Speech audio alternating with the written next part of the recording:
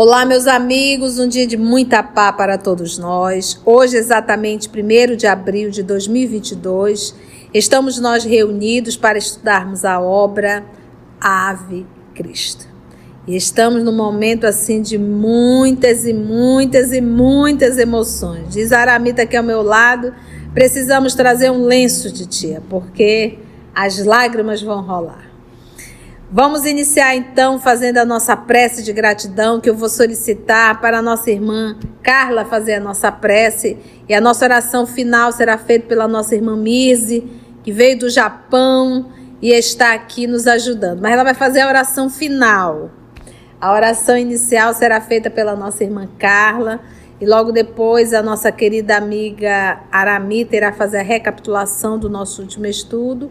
E temos aqui os nossos amigos, os nossos irmãos, o Wesley, o Tarciso e o Igor, ajudando aqui com as vozes masculinas. Então, já solicitando que Jesus nos conduza.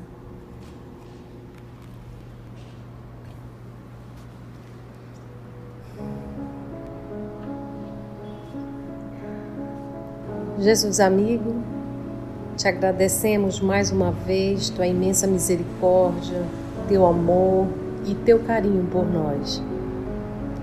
É com alegria, é com júbilo, com esperança que nos reunimos para estudar e captar essas mensagens, esses ensinamentos que nos tocam fundo e que queremos muito colocar em prática a nossa fidelidade a Ti, a nossa determinação de seguirmos contigo.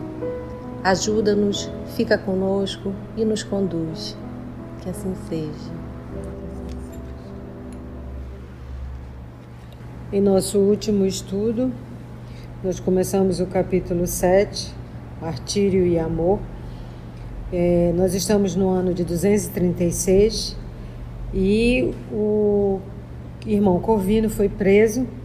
Já passou um tempo que ele está preso e chegou o Álcio Noviciano, que é um velho guerreiro da Trácia, que chegou para interrogá-lo. Ele está magro, está bastante debilitado, está ferido porque ele foi chicoteado, espancado na prisão, mas ele está sereno, está calmo. A balbúrdia do local que está lotado, quando ele começa a falar, ele magnetiza todos. E estão presentes também no interrogatório dele o Opílio, o Galba, o Tassiano e o Flávio Súbrio. Estamos nessa hora que ele está sendo interrogado e ele está respondendo ao Álcio Noviciano e está surpreendendo a todos.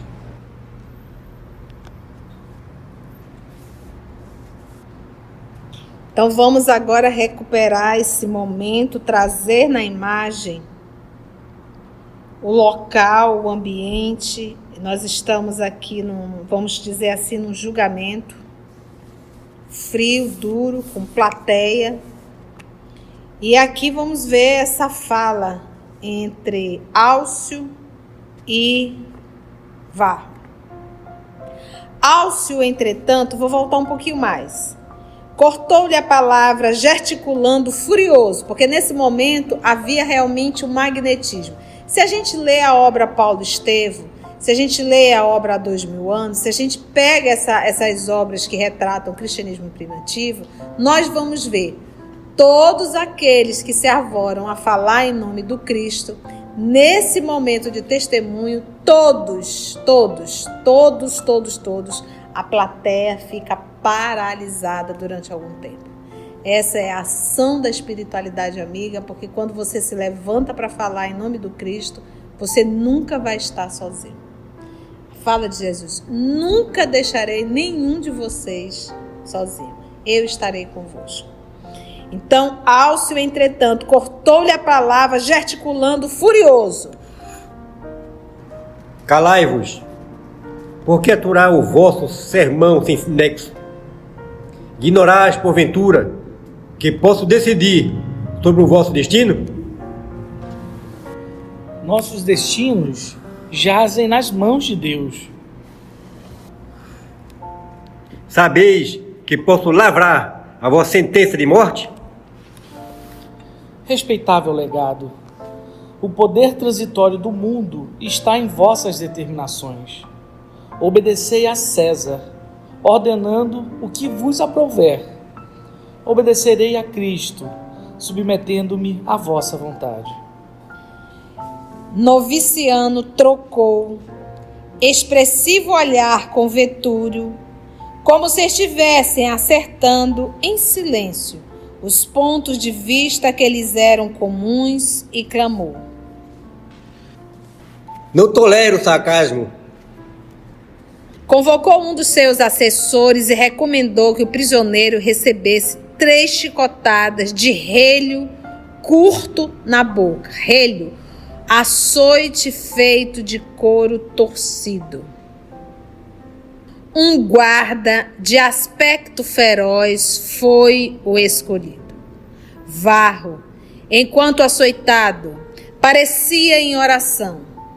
O sangue borbotava-lhe dos lábios, escorrendo sobre a túnica humilde, quando um jovem, aproximando-se, ajoelhou-se junto dele e exclamou em pranto: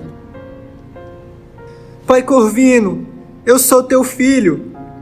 Recolheste-me quando eu vagava na rua, sem ninguém. Deste-me uma profissão, uma vida digna. Não sofrerás sozinho, eu estou aqui. Todavia, no estupor geral que a cena impunha aos circunstantes, o benfeitor, ferido, embora sangrando, inclinou-se para o rapaz e rogou: Crispo, meu filho, não afrontes a autoridade. Por que te rebelas assim, se ainda não foste chamado? Soluçou o jovem, quase menino. Meu pai, também quero testemunho. Desejo provar minha fidelidade ao Senhor. E, voltando-se para o representante de César, declarou: Eu também sou cristão. Corvino acariciou-lhe os cabelos em desalinho e continuou: Esquecestes que a maior exemplificação dos seguidores do Evangelho não é a da morte, e sim a da vida? Não sabes que Jesus espera de nós a lição do amor e da fé onde respiramos? Meu testemunho no tribunal ou no anfiteatro será dos mais fáceis, mas poderás honrar o nosso Mestre de maneira mais sacrificial e mais nobre, trabalhando por Ele em benefício dos nossos irmãos em humanidade e por eles sofrendo dia a dia. Vai em paz, não desrespeites o mensageiro do imperador. A fala de Varro, agora chamado Corvino, é uma lição muito grande que cala fundo no nosso mundo íntimo. Esquecestes que a maior exemplificação dos seguidores do Evangelho não é a da morte, e sim a da vida? Não sabes que Jesus espera de nós a lição do amor e da fé onde respiramos? Meu testemunho no tribunal ou no anfiteatro será dos mais fáceis, mas poderás honrar o nosso Mestre de maneira mais sacrificial e mais nobre, trabalhando por ele em benefício dos nossos irmãos da humanidade. Então, o convite aqui é: morrer é fácil, mas estar dia a dia labutando, lutando no sacrifício, esse é o maior trabalho. Esse é o trabalho que Jesus quer. Por quê? E quando a gente fala nesse sacrifício, é educar o nosso mundo íntimo, é abrir mão da vaidade, do orgulho, do egoísmo, da presunção. Na luta do dia a dia, resistir à influência do mal, seja de encarnado ou seja de desencarnado. Isso é uma luta, isso é uma guerra diária. E aí devemos servir a Jesus. Por isso que Jesus diz: todo aquele que quiser me seguir, primeiro ponto, Negue a si mesmo. Negue a si mesmo. Segundo ponto, toma sua cruz e siga-me. Ou seja, não te livra dos problemas, traz ele. Eu não sou fuga, porque a gente vai resolver, os problemas vão ser resolvidos, mas é comigo, é me seguindo. Porque ninguém consegue resolver sozinho dentro de casa. Quem nos ajuda a resolver as encrencas é Jesus. Porque Ele que nos dá força, sabedoria e coragem para superar as mazelas que estão dentro de cada um de nós. Então, todo aquele que quiser me seguir, negue a si mesmo, ou seja, deixa de atender os teus caprichos pessoais. Toma a tua cruz e siga. Como se um ambiente estivesse magnetizado por forças intangíveis, o moço, enxugando as lágrimas, saiu sem ser molestado por ninguém. Tornando a si da surpresa que o senhoreara, Noviciano reergueu a voz e considerou. O legado de Augusto não pode perder tempo. Sacrificai aos deuses, e o processo que vos envolve o nome será examinado atenciosamente. Insistiu Corvino, sem afetação. Não posso. Sou adepto do cristianismo e nessa condição desejo morrer. Gritou Alcio indignado. Morrerás então! E assinou a sentença, indicando o campo próximo em que o prisioneiro seria decapitado no dia seguinte ao amanhecer. Então a gente percebe aqui que bastaria ele adorar os deuses. Pronto, estaria solto. E a gente diz assim, puxa tia, ainda bem que isso hoje não existe. Não, ainda existe. A gente continua negando Jesus em nossas atitudes. Esquecendo a primeira fase, esquece a ti mesmo. Então a gente, para atender aos caprichos pessoais, a gente nega o Cristo. Aqui ele dava a vida, não era uma condição ou uma situação, era a vida inteira. Mas é interessante quando a gente diz assim, eu dei a vida. Vou trazer aqui uma história rapidinha de Chico Xavier. Quando ele inteirou 30 livros, o Emmanuel disse, agora vamos fazer mais 70, vamos completar 100 livros. Quando ele completou 100 livros, ele disse, nossa, a missão está cumprida. Ele disse, nossa, então agora já cumprimos, né? Tem 100 livros, né, mano? É. Mas veio um recado lá de cima. A sua vida foi confiscada. A partir de agora servirás ao Cristo. 100%. E ele disse assim, e se eu não quiser? Aí Jesus tem todo o direito de confiscar a tua vida e te tirar daqui. Ele disse, não, pode deixar que eu faço tudinho. Então às vezes a gente diz assim, não, mas eu não vou fazer, mas a hora que Deus quiser, Ele tira você daqui. Acabou. Porque quem manda na vida é Ele, não somos nós. Então é melhor com Cristo do que sem um Cristo. Entende? Varro escutou-a sem modificar-se. A fé e a tranquilidade imperturbáveis fugiam-lhe no semblante. Resplandecia no semblante. Agora você para pensar. Eles viveram aqui uma pandemia? Viveram. Por um acaso, você viu Quinto Varro agoniado, querendo fechar tudo? Não. Não. Ele, por sinal, os irmãos queriam sair da cidade e ir para uma outra cidade que não estava tendo pandemia. O que ele falou? Não, a gente vai ficar aqui. Nós vamos ficar, afinal de contas as pessoas estão precisando. A gente vai fugir? Não. E agora a gente vê aqui Quinto Varro novamente dando testemunho. Então façamos uma autoanálise. Se nessa pandemia que nós vivemos aqui, você foi um dos que ficou desesperado, querendo fugir para tudo quanto é canto, saiba que nesse momento você negaria Jesus.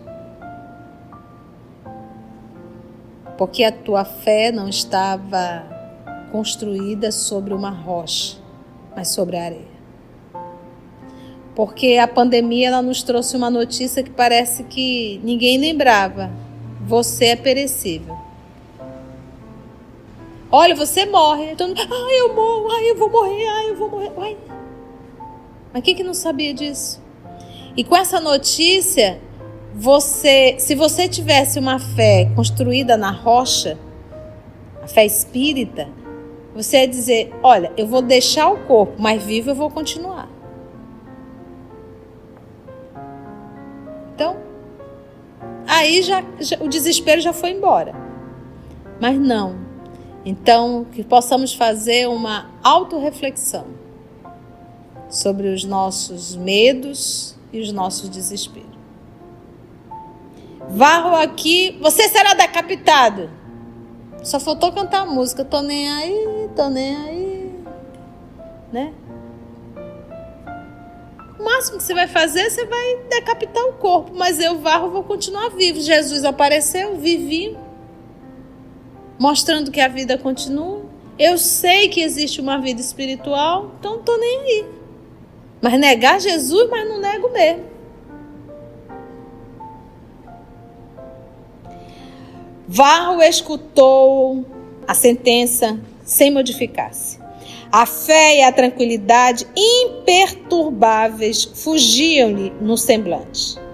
Na assembleia, contudo, reinava amplo mal-estar. Opílio e Galba abraçaram o legado com visíveis sinais de satisfação. Taciano, porém, sentia-se inexplicavelmente angustiado, lutando consigo mesmo para sobrepor-se a qualquer ato de simpatia. As conversações que mantivera com o enfermeiro em outro tempo afloravam-lhe a memória. Aquele homem ultrajado e abatido impunha-se-lhe a admiração, ainda mesmo contra sua própria vontade. Tudo faria para não pensar, mas a grandeza moral dele confundia-o e o chamava à reflexão. Instintivamente, inclinava-se a defendê-lo. Contudo, não seria lícito conceder a si mesmo tal aventura. Corvino poderia ser um gigante de heroísmo, mas era cristão e ele, Taciano, detestava os nazarenos. Então, lembrando que a palavra cristão foi criada por Lucas, porque na época os seguidores de Jesus eram chamados de homens do caminho. Foi Lucas que deu a ideia a Saulo de Tarso, e na época já Paulo, ao invés de chamarem de homens do caminho, porque tem caminho para tudo quanto é canto, por que não chamar cristão? E Nazareno, falando aqui seguidores do Nazareno, porque Jesus era da tribo de Judá, logo judeu, mas ele cresceu lá na Galileia, também chamado Galileu, e dentro da Galileia, ali na aldeia de Nazaré, daí também ser chamado Nazareno. Detestava os nazarenos. Afastou-se alguns passos, a fim de apreciar a soberba estátua de Temis, deusa grega, guardiã dos juramentos dos homens e da lei, era costumeiro invocá-la nos julgamentos perante os magistrados. Por isso foi por vezes tida como deusa da justiça. Empunha a balança com que equilibra a razão com o julgamento. Que jazia no recinto, mas alguém correu ao encontro do condenado que voltava à prisão, resignadamente. Esse alguém era o velho Flávio Súbrio. Flávio Súbrio, lembra, foi aquele que libertou o Quinto Varro e matou Corvino lá na embarcação. Só que o Quinto Varro agora, além de usar o nome Corvino, que o Flávio ligou na hora, poxa, é o mesmo nome do homem que eu matei, do velhinho que eu matei. Ele está muito diferente, então ele ficou em dúvida, ele achou estranho, mas agora ele conseguiu, que se abeirou do religioso e disse-lhe em voz baixa: Reconheço-te. Agora não alimento qualquer dúvida. 20 anos não me fariam olvidar-te. Quinto Varro lançou-lhe dolorido olhar, sem nada responder. O antigo lidador, todavia, recebeu-lhe o silêncio como sendo a confirmação que aguardava, e contendo a custo o pranto que lhe enevoava os olhos, segurou-lhe as mãos que pesadas algemas enlaçavam e acentuou: Meu amigo, não teria sido mais suave a tua morte no mar? Como me pesa haver cooperado para o teu sacrifício. como lastima tua infortunada sorte, observando o fado de angústia que te verga os ombros.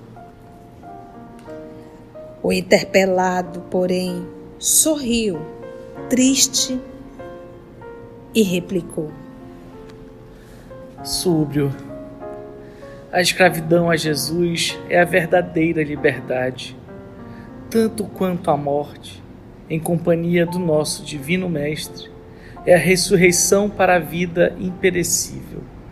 Só um fardo deveremos temer, o da consciência culpada.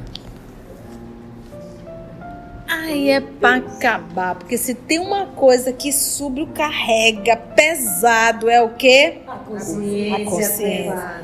Então aqui o nosso querido Quinto Varro já deu uma orientação para ele. Vá lá e corrija. Olha o que ele diz, porque isso é que é interessante. A gente olha para o Quinto Varro, ele parece um pobre coitado.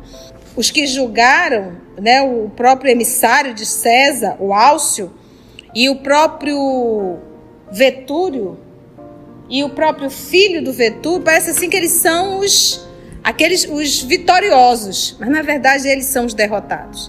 Se existe um vitorioso aqui, é o Quinto Varro. Ele é um homem vivo, que está vivendo a vida como deve, e os demais são homens mortos, vivendo a vida como não se deve. Então, uns estão arrumando débito, o outro está progredindo. Por isso é que Jesus diz: todo aquele que quiser salvar a própria vida, perdê-la-á. Entendeu agora? Perdê-la-á. Então o interpelado, porém, sorriu triste e replicou, porque para o Flávio, ele disse assim: poxa, talvez tivesse sido muito melhor eu ter matado ele, porque olha o sofrimento que ele está passando. Aí ele responde: Súbrio, a escravidão de Jesus é a verdadeira liberdade. A escravidão de Jesus é a verdadeira liberdade. Aí você para pensar, todos nós somos escravos a alguma coisa aqui na Terra. Presta atenção. Uns são escravos ao dinheiro, outros são escravos a uma paixão, outros são escravos à beleza física, outros são escravos aos prazeres. Escravo. Vive em função disso. Então, qual a melhor escravidão, senão a escravidão que nos liberta da escravidão menor? E é uma escravidão que nos liberta, porque ela nos dá autonomia sobre nós mesmos. Estar com Cristo, a gente não se depara numa escravidão, numa mediocridade sexual, de prazer, de dinheiro, de poder. Isso não faz mais sentido.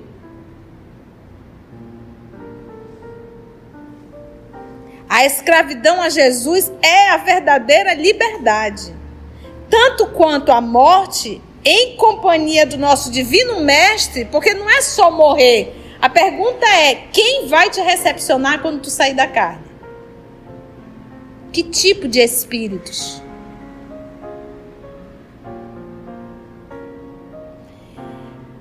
Em companhia do nosso Divino Mestre, porque ele está em companhia, porque ele não negou, é a ressurreição para a vida imperecível.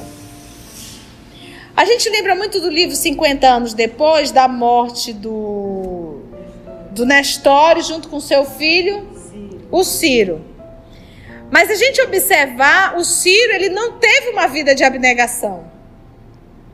Ele ali esteve firme, né? Mas ele não teve uma vida de abnegação. Aqui o nosso Quinto Varro teve toda uma vida de abnegação. De atender, de amparar e de auxiliar. Em companhia do nosso Divino Mestre, essa morte é a ressurreição para a vida imperecível. Ressurreição, ressuscitar é levantar-se. Ensinado foi na Idade Média que ressuscitar seria o espírito voltar a habitar a carne. Mas a palavra ressuscitar, o significado, a etimologia da palavra é voltar a ficar de pé. Por isso Jesus ressuscitou, Jesus ficou de pé. é a ressurreição para a vida imperecível. Qual é a vida que nunca acaba? A espiritual. Só um fardo deveremos temer, o da consciência culpada. Esse é o pior fardo. Aí pronto, mexeu com o mundo interior dele. E, reparando-lhe com surpresa, as lágrimas de sincera compunção, que não chegaram a transbordar, acrescentou: Se procuras agora algum meio de acesso à verdade, não deixes para amanhã o teu encontro com Cristo. Faze alguma coisa por tua salvação e o Senhor fará o resto. Porque ele conhece toda a história.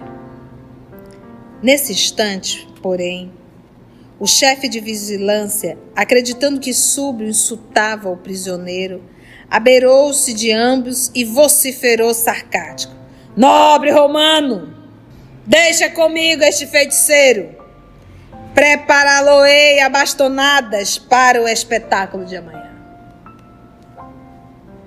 E, antes que Súblio, estupefato, pudesse mover-se, Varro foi arrastado de novo para o cárcere. Desde esse momento, porém, o velho guerreiro, em disponibilidade, pareceu tomado de incompreensível perturbação. Cenas do próximo capítulo. Quantas emoções, né? Vamos solicitar então para nossa irmã Mise fazer a nossa prece de gratidão. Então, até uma emoção muito grande, assim, eu estar participando hoje. Ao vivo. Com esse livro, que eu me lembro, foi um dos primeiros livros que eu comecei a estudar lá no Porto de Luz com vocês. Está até datado ali, 30 de 1 de 2015. Nossa. Então, assim, é uma emoção muito grande hoje estar aqui com vocês, porque eu estive fora no deserto de Saulo, 3 anos. 3 anos a coincidência. Eu só...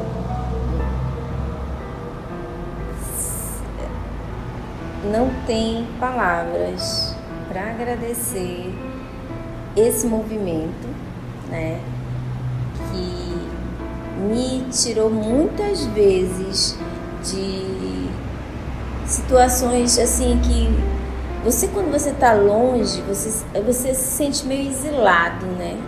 Você se sente meio assim, Deus, por que eu tô aqui? E aí às vezes acontecem muitas coisas aqui e a gente e Deus sabe o que faz. Só isso. E agradecer muito vocês, assim, o movimento. Mas vamos começar a oração, né? Senhor, queremos só te agradecer, Senhor, por toda essa oportunidade de falar, expressar e caminhar junto contigo todos os dias. Poder estar aqui com todas essas pessoas encarnadas e esses espíritos desencarnados, amigos, que nos fazem tão bem, que faz nos seguir em frente, por mais dificuldades que tenhamos. Senhor, agradecimentos imensos pela tua bondade de poder estar conosco, hoje e sempre. E que todos nós saibamos que todo fardo é leve e todo jugo é suave quando tu, Senhor, estás presente em nossos corações.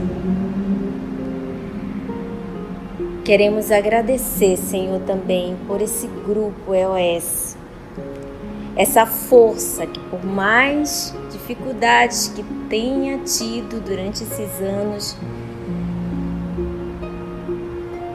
estão aqui estão aqui, juntos espiritualmente, juntos contigo, ajudando tantas pessoas, Senhor. É muito importante que todos saibamos que esse movimento atinge muitos corações, tira muitas pessoas de dificuldades imensas que a gente nem pode totalizar, mas sabemos, Senhor, que estarás sempre presente nessa força imensa, nesse banquete espiritual que hoje a gente presencia sempre em nossas vidas, através das suas obras, através dos seus trabalhos, através de cada um que ajoelha em tua presença e diz: Senhor, esteja comigo. Muito obrigada, Pai. Muito obrigada. Que assim seja.